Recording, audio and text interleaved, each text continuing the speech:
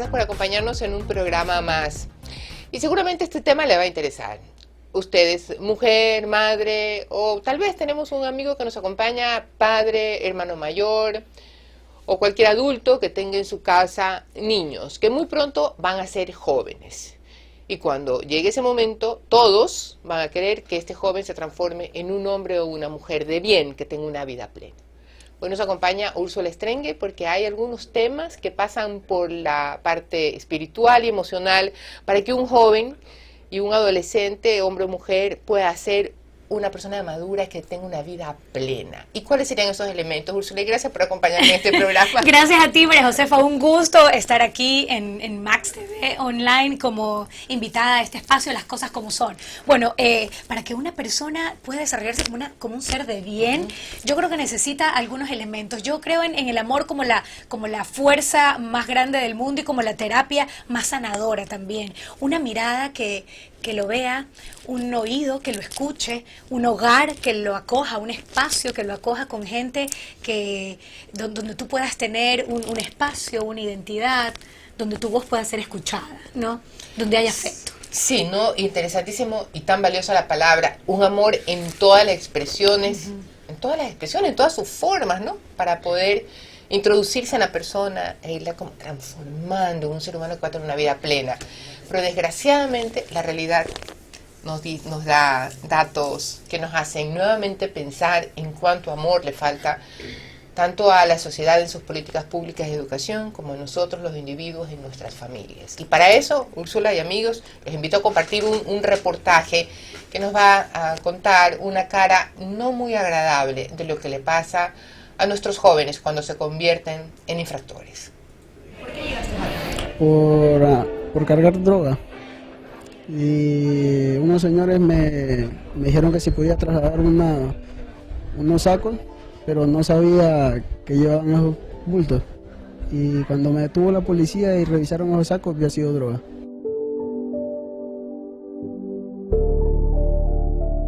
Esa es la historia de Carlos. Con tan solo 15 años de edad, fue detenido por tráfico ilícito de drogas.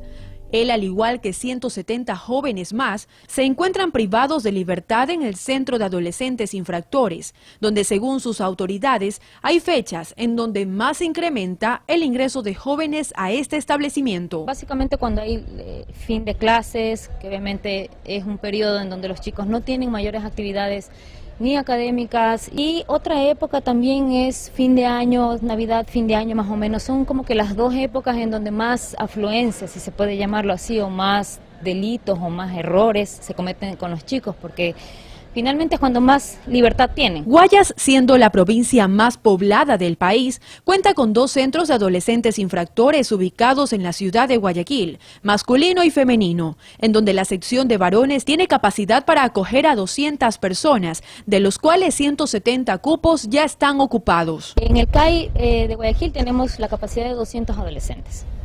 En lo que es masculino, tenemos el CAI femenino, que ese estaba aproximadamente para 25 o 30 adolescentes, y ahora estamos con unas 8 o 10 aproximadamente. Entre los casos más frecuentes de infracciones cometidos por adolescentes está el tráfico ilícito de sustancias estupefacientes. La ciudad de Guayaquil cuenta con 4 fiscalías de jóvenes infractores ubicadas en el complejo judicial de La Florida. La persona que se siente afectada se acerca a la fiscalía. Efectivamente en la SAE le van a guiar, le van a tomar la denuncia. Una vez realizado el análisis, se va a sortear a cualquiera de las 4 fiscalías de adolescentes infractores que hay en la ciudad de Guayaquil. Según datos de la Fiscalía del Guayas, en el 2017 Guayaquil receptó 983 denuncias de adolescentes infractores, seguidas por Milagro con 112 y Durán con 88. Estos son solo los casos que se presentan en los principales cantones del Guayas, sin contar con las demás provincias del Ecuador. ¿Pero qué está haciendo el Estado para ayudar a estos jóvenes? A esa pregunta llegamos después de conocer más adolescentes infractores. Reportó para Max TV, Lency Rodríguez. Gracias a Lency, siempre ella trata de poner en un reportaje los detalles tan valiosos. Y subrayamos el primero, ¿no? No sé cómo caí, dijo el joven de 15 años, en este tema tan nefasto como el tráfico de drogas? Los jóvenes son vulnerables y a veces queremos como encontrar un perfil y decir, bueno, ¿qué joven es el que podría tentativa o potencialmente caer en una banda, en un grupo, convertirse en un adolescente finalmente infractor, ¿no? Nosotros hablamos de un hogar, al inicio hablamos de un hogar que lo acoja con amor, y si bien hay muchísimos hogares, lamentablemente en nuestro país y en el mundo entero donde eso no sucede, donde hay mucha ausencia de padres, donde hay carencias, pues también nosotros no podemos encerrar en una sola característica familiar a un joven infractor. Puede haber un joven que desde pequeño pueda tener estas características antisociales, de ser irreverentes, de irse en contra de la autoridad, de no adaptarse a las reglas. Esto también puede pasar en hogares que pueden ser, en teoría, más funcionales. Y de ahí me nacen dos preguntas. La una es, en general, cuando tratamos estos temas, los padres siempre nos dicen, pero si yo acompaño a mi hija, si yo ni siquiera dejo que mi hija vaya sola a la escuela o salga, porque como afuera de las escuelas y colegios sabemos que están los vendedores de drogas, los padres quieren estar cerca.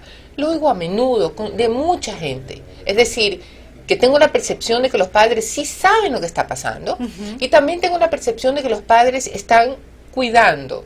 Entonces la pregunta, en ese mundo invisible de las emociones y de la psicología, ¿se necesita más que el cuidado? Que decir, yo te protejo, te pongo horas de entrada, horas de salida.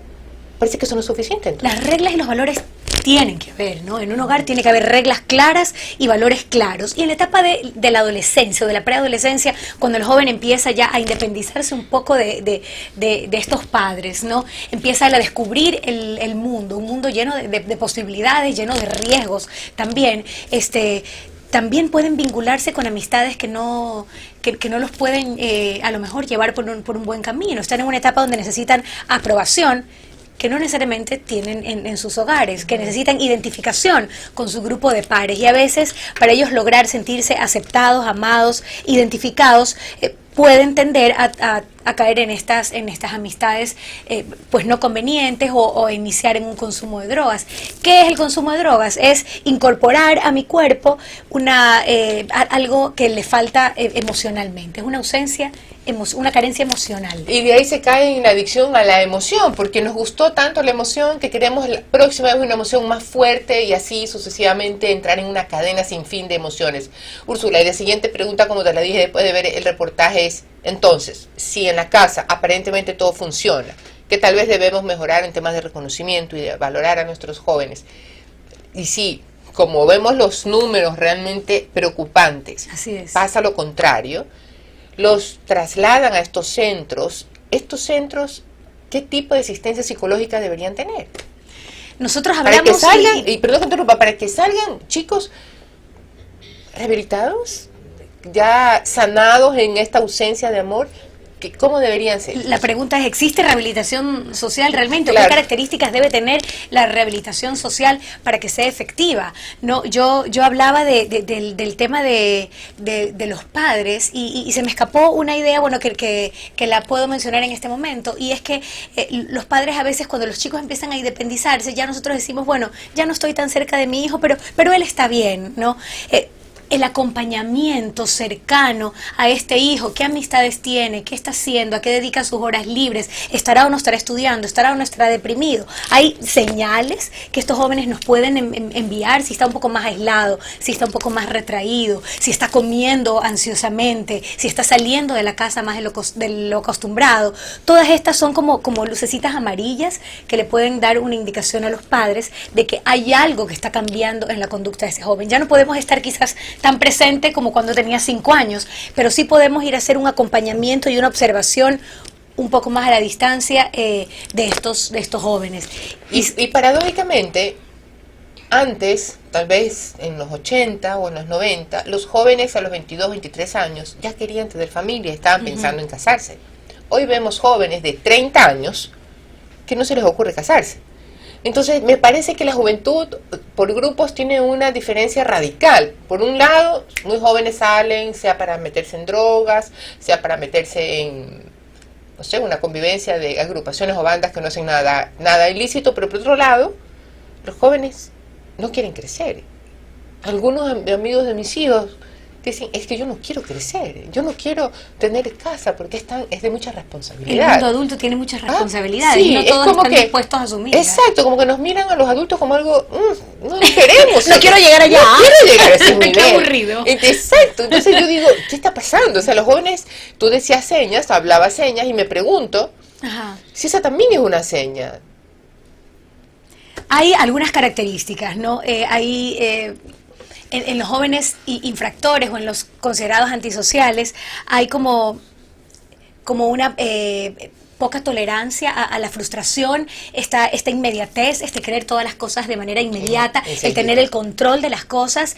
Hay unos que son un poco más aislados y tienen pocas habilidades sociales, pero en cambio hay otros que les pasa lo contrario, que son encantadores socialmente y que son muy manipuladores y que a través de esa conducta socialmente muy agradable o muy exitosa consiguen también los objetivos que quieren. O sea que una Entonces no hay como un solo perfil, ¿no?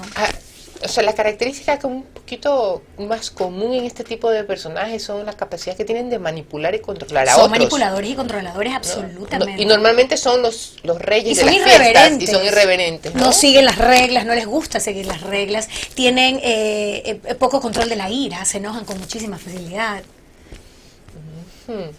Nos tenemos que ir ahorita a un corte, a una promoción que nos interesa compartir con ustedes y luego vamos a hablar sobre cómo entonces debemos exigirle a los profesores de nuestros hijos, a los inspectores de nuestros hijos y a los otros adultos que los acompañen en su crecimiento para estar pendientes y advertirnos de la conducta previa a que se conviertan en jóvenes infractores. Ya volvemos.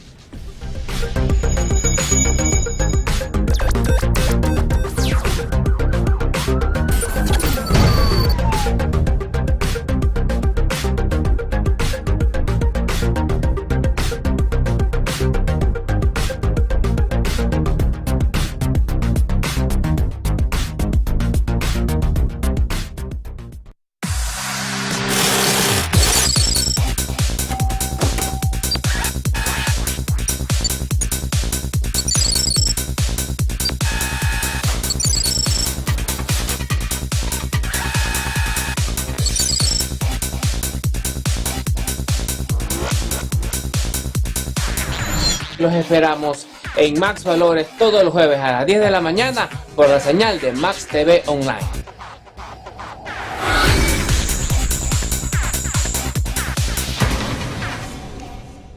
La economía del país puede mejorar. La consulta popular nos va a dar las... Hablemos claro de los temas del Ecuador. Hablemos claro de los temas de todo el mundo. Hablemos claro con los amigos, con los invitados y contigo, aquí en Max TV. ¿Qué tal amigos de Max TV? Soy Rocío Cedeño de Chiriboga y quiero hacerles una invitación para que nos acompañen en el nuevo programa Desafíos y Soluciones. Nosotros tenemos muchos problemas que nos preocupan en la comunidad, pero ¿qué les parece si juntos formamos parte de la solución y no del problema? Ya saben, tenemos un encuentro aquí, nuestra cita en Desafíos y Soluciones por Max TV.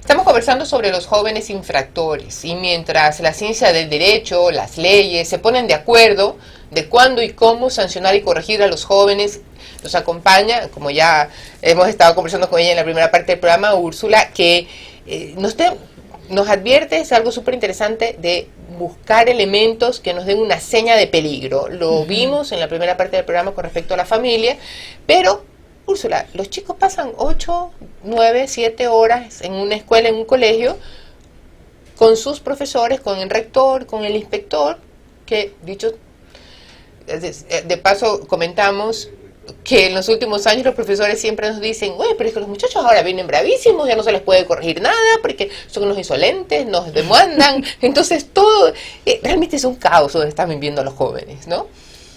¿Cuáles serían los elementos para los profesores de advertir cuando un muchacho es malcriado y cuando un muchacho es un potencial joven delincuente, ¿no?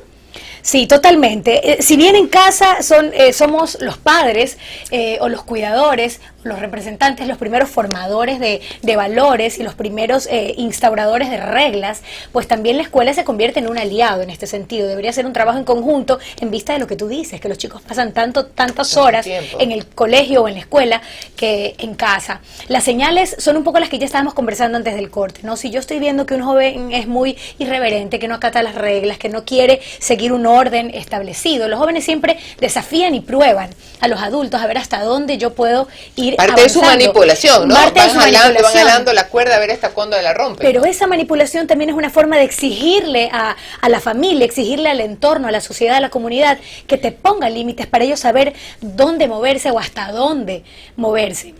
Cuando hay un chico muy irreverente, donde hay un chico que tiene mucha facilidad para enojarse, poca tolerancia a la frustración, que no acepta, no acata las cosas que suceden, no acepta con facilidad lo que se le propone, o si saca alguna mala nota, o sea, cuando tiene alguna situación que no le agrada, responde con mucha fuerza, responde con mucha violencia. Estas podrían ser, como yo decía, luces amarillas o indicadores que nos permitan saber que este chico necesita un apoyo emocional, no necesita castigo. Yo no creo mucho y esto ya como madre profesional, yo no creo mucho en el castigo, yo creo más en la escucha y en el brindar un espacio de acogimiento y afecto a los jóvenes, que si es posible salir, sí, entre más pronto se empiece a hacer como un trabajo sobre ese joven, hay mucha mejor posibilidad de recuperación o de rescate de ese joven, ¿no? Y bueno, si hablamos de rescate para un número de jóvenes, hay otro número que no se rescató en el amor ni en la enseñanza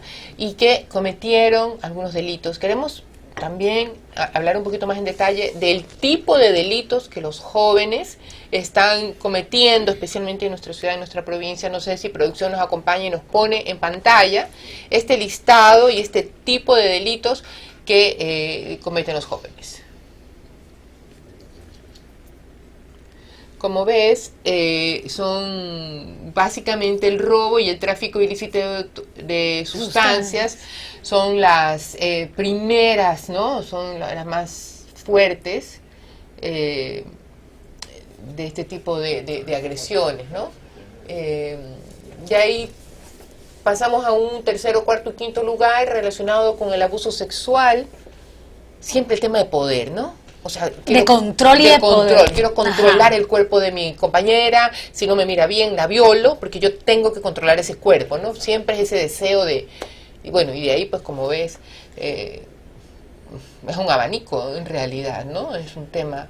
Yo te hablaba durante el corte de que hay un autor que a mí me gusta mucho, que se llama Baduri, que él habla como una clasificación de estos jóvenes infractores y habla como hay como tres grupos o tres tipos o tres etapas más bien, ¿no? Porque una es como más suave que la otra. Uno habla primero de los jóvenes insolentes.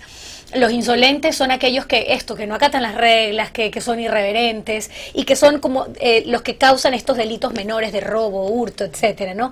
Los siguientes, quizás son esos jóvenes los que no han tenido reglas claras en casa. El segundo grupo es de los indolentes. Los indolentes ya son los que tienen menos habilidades sociales, ya empiezan como a no tener este sentido de culpa o de responsabilidad de los actos, no tienen mucha empatía con los demás, no hay muchos afectos de por medio. Este es el indolente, este ya puede llegar a cometer actos con mucha mayor violencia. Y el tercer grupo es de los incorregibles, que esa es un poco la mezcla de ambos, ¿no? Son jóvenes que ya podrían entrar en el grupo que en el manual psiquiátrico del DSM-5 dicen los que son psicópatas, ¿no? Que estos ya son los asesinos, los violadores, los depredadores finalmente. Y me queda una pregunta que ahorita escuchándote me sale, pero que no tenemos un reportaje especial, será para algún próximo reportaje. Y es que cuando hablas de psicópatas y hablas de conductas ya un poco más complicadas, también la política pública tiene en el mundo una contradicción. Es bueno tenerlos encerrados, siempre bajo una rehabilitación de droga, o es bueno tenerlos afuera, como pasa por ejemplo en Estados Unidos en algunas deficiencias mentales, bajo la responsabilidad del propio paciente de tomarse 1 o 2 pastillitas diarias para no hacerse daño a sí mismo o a otras. ¿Sí o no? Que es otro motivo para otro programa. Para otro programa. Claro que Por supuesto que sí, porque desde jóvenes infractores se pueden hacer en adultos más complicados. Es que la clasificación es muy grande y hay muchísima violencia en el mundo y los resultados los estamos viendo, ¿no? El joven que ha causado impacto en el mundo hace pocos días, el 14 de febrero, que pues mató a muchos jóvenes. Es mentira. Podemos analizar el perfil de este joven que no tenía mamá, que no tenía papá, que tuvo muchos problemas en la infancia, sin justificarlo. Es mucho de lo que pasa también, ¿no? Y también hay infractores, jóvenes que viven en el mejor círculo económico de Guayaquil, que un día decidieron irse a robar los accesorios de los vehículos. Supimos de jóvenes que vivían en San Borondón, que Así supuestamente el sector mejor económicamente puesto, estaban tan aburridos, su mamá y su papá, todo bien, todo les daba, y tampoco no depende de la condición o sea, cada familia socioeconómica. tiene una historia diferente, ¿no? Así es. Pero vamos a cerrar ya este programa recordándonos que independientemente de todos los estudios psicológicos y emocionales que podamos cuestionarnos como familia, como profesores y amigos, hay alguien que no debe de pensar mucho, sino cuidar 24 horas al día a nuestros jóvenes, alguien que diseñe las leyes y las políticas públicas para salvar a nuestros jóvenes, y también alguien que tiene que diseñar una política y una institución para rehabilitar a jóvenes que han caído en las drogas, y ese es el Estado. Y de ese también vamos a seguir conversando sobre este tema con una invitada, que no sea psicóloga, sino abogada, o quien sabe, exfuncionario público, pero que nos diga cuánto nos debe el Estado, Úrsula, porque más allá de lo que podamos hacer como madres, el Estado también es responsable. Por supuesto. ¿Cuántas en la ciudad tenemos clínicas rehabilitadoras de droga? Una. Pero hasta que esas políticas se ejecuten, sí, tener el amor muy de en la cuenta familia. que efectivamente nuestros jóvenes tienen que crecer en el amor, en un espacio donde ellos sientan que son escuchados y que tienen afecto. Es la mejor forma de crecer de manera saludable. Porque el amor no conoce de leyes ni paredes que impidan su crecimiento, y es el brazo más largo para llegar al otro, ¿sí o no? Totalmente de acuerdo.